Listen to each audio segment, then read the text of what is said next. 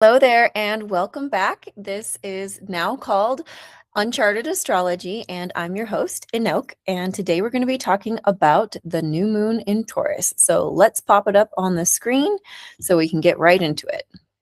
This is a super duper fertile new moon, okay? There's multiple layers of fertility here. We've got, for starters, it's obviously in the sign of Taurus in the late degrees. We've got right here the sun and the moon at 25 degrees of Taurus, which, as we know, that the later a degree is in a sign, the more like advanced and matured it is in this sign. So Taurus is a sign of fertility, and therefore a new moon at 25 degrees is going to be richly fertile. Okay, so that's number one indicator that this is very fertile. The number two indicator is we have exactly conjunct this new moon is Ceres at 25 degrees of Taurus, also right on top of the new moon. So we've got the sun and the moon and Ceres all exactly conjunct. Now, Ceres is the asteroid. So she's literally the goddess of the harvest. She's the goddess from whom her daughter Persephone was stolen down to become the wife of Hades / Pluto. And it was because she was in mourning and she was sad that her daughter was gone that we now have winter. They made a deal that Persephone would have to come back to her mother, and that's why we have summer. So she's obviously a very powerful goddess associated with fertility and the harvest. And so this new moon, planting of seeds, new initiations, new beginnings, is really rich, really fertile, with Ceres right there in the mix at the late degrees of Taurus. Now, we've also got another element going on here where we've got mental energy. Okay, so this is a lot of juicy, good, rich, fertile earth energy with the sun and the moon and Ceres together. We also have some really electrifying mental energy because right next door to the new moon, we have Mercury, 28 degrees of Taurus, just having come across the sun. And so we've just had the Mercury Cazimi enlightening us, giving us ideas. Mercury has been traveling all through these past few months through the sign of Taurus, prior to that through Aries, and prior to that through Pisces, which is where Mercury had its retrograde a couple months ago. So touching in with the North Node, our fate, our destiny, our soul's path, touching in with Neptune, our spirituality, our intuition, Saturn, earthly, tangible, long-term goals, responsibilities, like how is this actually going to work? Chiron, our wounds, our teacher, our medicine, our healing. Mars, in its home sign of Aries, where it's like it's most, strong and empowered, our actions, our impulses, our drive, our initiative. So Mercury has been there through all of this over the last couple of months, collecting all this information and finally now coming to the sun and bringing all that information to light. I don't know about y'all, but I have been having massive realizations and things that I've been working on finally clicking, as you can see here with the launch of my new channel name of Uncharted Astrology. Plus, Mercury not only is right here by the new moon, but Mercury is also having an out of sign conjunction with Uranus, which is also within orb of the new moon. Okay, and so Mercury is our mind, our mental awareness that we're dealing with on a conscious level. Uranus is our super conscious, our cosmic intelligence, evolutionary thoughts and revolutionary thoughts and innovation, new ideas coming from the cosmic intelligence. Okay, so this in and of itself is super rich for planting our consciousness ideas into the fertile earth, into tangible realities where we're going to be taking these ideas, these insights, these downloads that we've been having and making them tangible, making them real, and doing it in a way that is not rushed. Taurus is very slow. It's steady. It's like the tortoise that wins the race because it just keeps going. And that's how we want to think about the seeds that we're planting now. We're not trying to get something to have an overnight success. We're planting seeds of something that is long term going to grow and to nourish and to fulfill us and our values, and maybe our wallets as well, because Taurus is also associated with like tangible wealth and goods and resources. Okay. On top of that, we have the ruler of the new moon in Taurus, Venus. She's right over here in Gemini, in the sign ruled by Mercury. Okay. So Taurus and Gemini are basically, they're just like having like a cosmic orgy here. And all of that like universal mental energy is coming together with the fruitfulness of the earth. Okay, so that's the new moon, right? And then we've got some other things going on in the sky at the same time. Very notably, we have Chiron and Mars conjunct in the late degrees of Mars. And I feel like this is a spiritual graduation for our masculine, for the masculine. Because Chiron is the wounded healer. He's the wound and the medicine as well. And I know that collectively we have been experiencing a lot of the wounded masculine, right? There's been waves of narcissism coming up in public, and also, you know, a silent epidemic happening in private. And I look at this and I would love to see this as a healing of that, and as a reconciliation where the ego is able to be at a mature place. This is taking place at 28 degrees of Aries.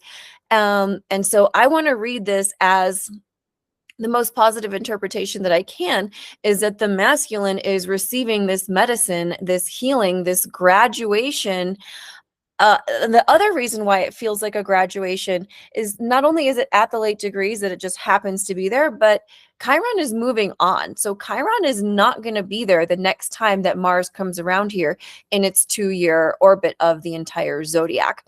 And so hopefully this is for many people and for our society a graduation where they've faced their shadow side, they've worked on their wounds, they've worked on the toxic masculinity, and hopefully realizing that that their ego doesn't have to be running the whole show. Okay, so that's another really positive aspect going on here with this new moon. The other thing that's really big that's going on now, and that's going to be continuing for the next 2 months, really several months actually, but peaking in about 2 months at the July, I think it's the new moon in July, the middle of July, is we have an aspect going on here between Pluto, which just went retrograde at 5 degrees of Aquarius like a couple of weeks ago, and it's going to come back to 4 degrees of Aquarius. We've got Neptune here currently at 3 degrees of Aquarius, which is not retrograde, it's direct. So it's going to be moving up to 4 degrees of Aries. Okay. And then we have Uranus here at 1 degree of Gemini. Now, these are already all within orb to be in. Here we have a trine between Uranus and Pluto, and a sextile between Uranus and Neptune, and another sextile between Neptune and Pluto. So this is called a mini grand trine. And these are really highly favorable energies that are working us towards Aquarius themes. Like Pluto and Aquarius is change of power, structures, and power coming to the people. It's also the power of individuals claiming their individual power. Okay. Neptune in Aries is sovereign spiritual leadership. I am my own spiritual authority. All right. And then Uranus in Gemini is just massive, massive evolution, upgrades, and like forward movement in terms of communication technologies. Uranus is the awakener, the future, the innovator, and it's coming to Gemini, which is tech and communication and also our everyday lives. So this trine is already active. It's already moving us forward collectively and individually, and it's going to be perfecting this exact configuration in a couple of months in July. So that's definitely something to look out for. And I feel like this is preparing us for that to some degree. The other thing that we have going on here is that the North Node is coming to the end of Pisces, and it's going to be shifting into Aquarius later this year, but not before we have one more eclipse in the sign where the node will be right in at the very last degrees of Pisces, or very early degrees of Pisces, and soon to shift into the late degrees of Aquarius, because this is the only thing in the sky that is always retrograde. It's not an actual thing in the sky. It's the nodes of fate are places where when the earth and the moon line up, that eclipses will happen. And so it's a mathematical calculation, and it is said to represent the North Node being our fate and destiny, the head of the dragon, where we're trying to go spiritually in this lifetime, like for our natal chart, and then for the transiting chart, just kind of a signal to humanity of where we should be looking to for answers. The North Node is still in Pisces for the next few months, and that means that we're still leading with intuition. It's still a moment where we may have to take leaps of faith. I also want to point out that Mercury has just been with the sun, and Mercury is going to conjunct with Uranus in just a few days. Okay. And so maybe we're starting to get some insights and ideas, and then we're going to be taking these leaps of faith, right? Where we're operating on our intuition. Maybe we don't have all the information yet, but we will soon.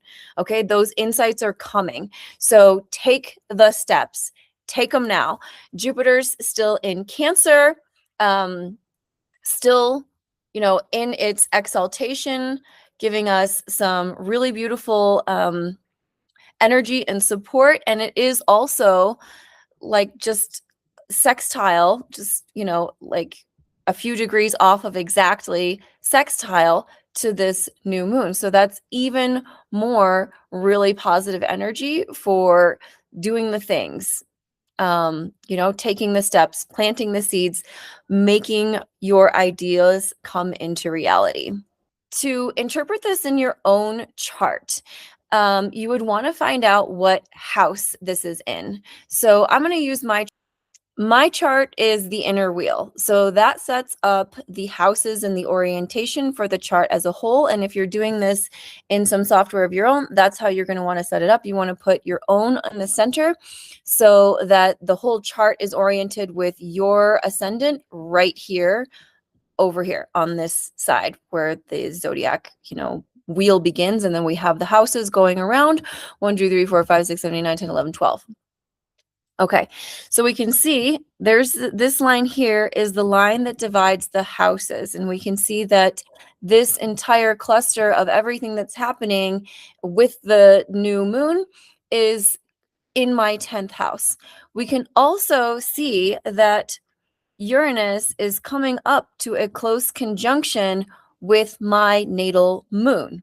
Okay, so the 10th house is about career and place in the world. And I'm definitely seizing this opportunity, not just consciously, but also I do genuinely just feel the energetic wave where I'm being pushed and pulled into greater visibility.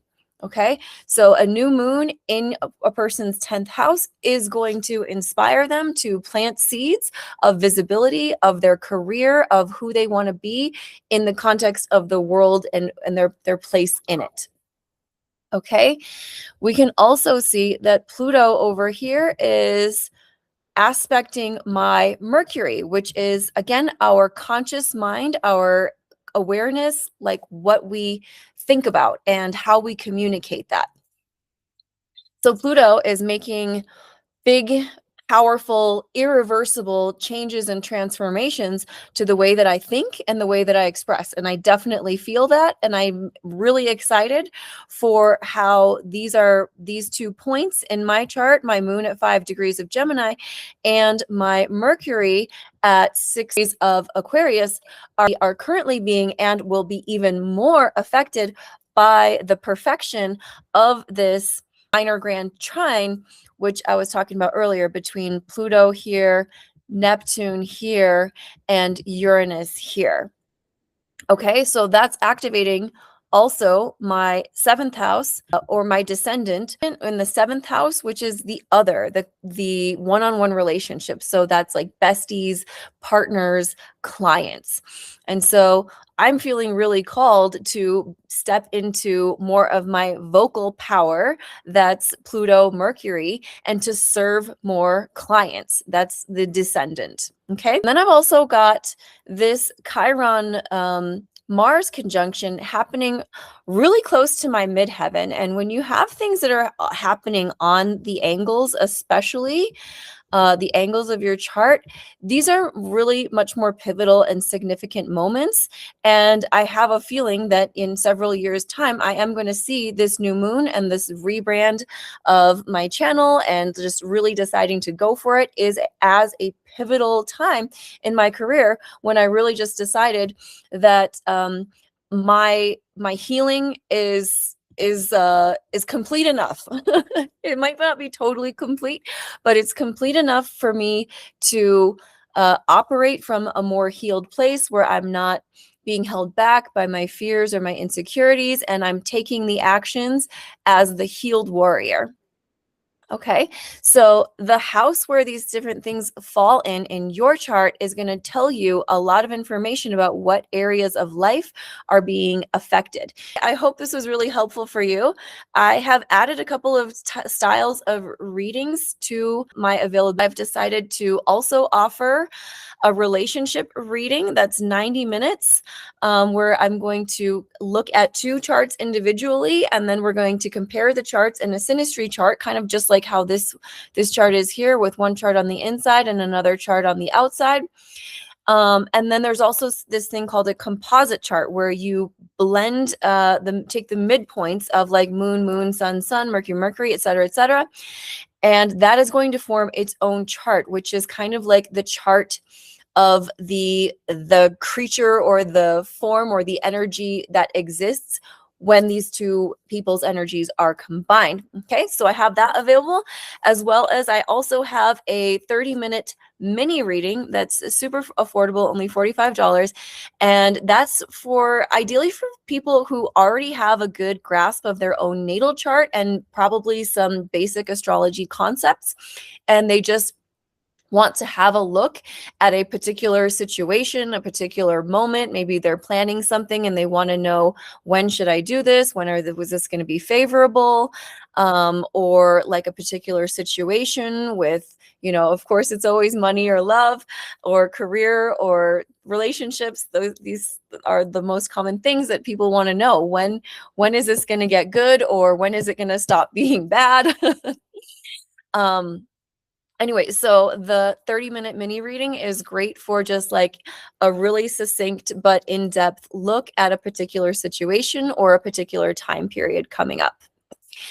All right, so that's it for today. And I'm going to be also going forward hosting more frequent videos, which I'm going to detail a week at a time, like the energies that you can expect. So rather than just posting once a month, which has been my warm up for the last few months, I'm going to start posting every single week. I can do it. I know I can, especially now that I just said it on the internet. So if you like the way that I share, please go ahead and subscribe, and look forward to weekly videos on the upcoming energies so that you know what to expect for yourself and how you can make the most of these windows of opportunity and minimize some of the chaotic periods or the pressures or stresses. All right. I really appreciate you being with me and sharing this and tuning in. And I hope to see you again soon. Thank you. Mwah.